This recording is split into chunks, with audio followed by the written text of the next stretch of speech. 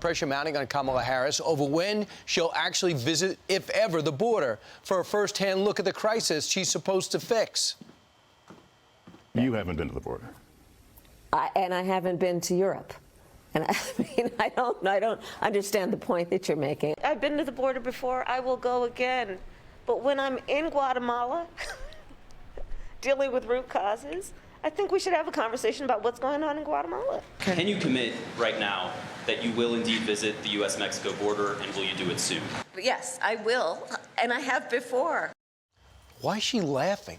Here to react, Pinal County, Arizona Sheriff Mark Lamb. Sheriff, do you know why she wouldn't go to the border? Look, we're as confused as obviously she was after that question. Look, this is our vice president who says to Lester, I don't even know what you're asking here.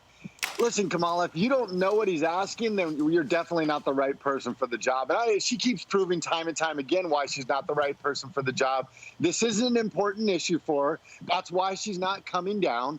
And we are left to only believe that this is exactly what they want. They want this chaos that is coming into this country. That's why they refuse to address it, and her in particular. And it's not a laughing matter. Shame on her. So, you know, people focus on Texas. It's terrible in Arizona. I've talked to you enough to know that, and you see the exasperation of the attorney general as well as the governor. They don't seem to care.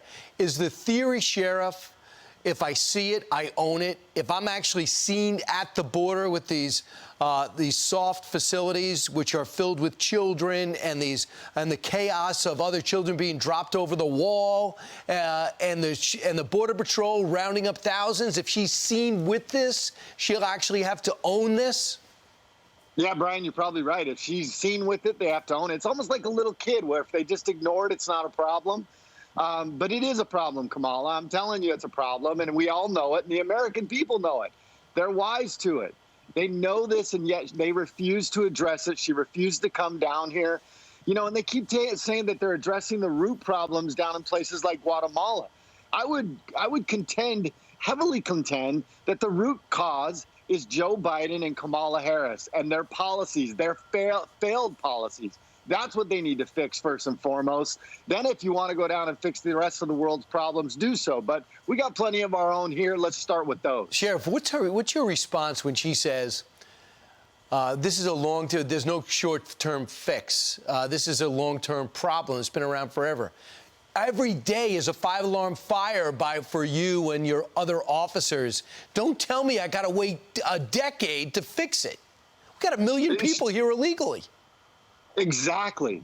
But it is a problem that has existed for a long time. But we had a president over the last 4 years who was working hard to fix that. President Trump was doing what he needed to do. The wall was being built. We were seeing a reduction in illegal immigration. We were seeing a reduction in drug trafficking. Although the drugs were increasing in amounts, the amount of busts we had were reducing, or at least staying the same. So these are successes we were having. But now these policies they have, they're making it even longer game.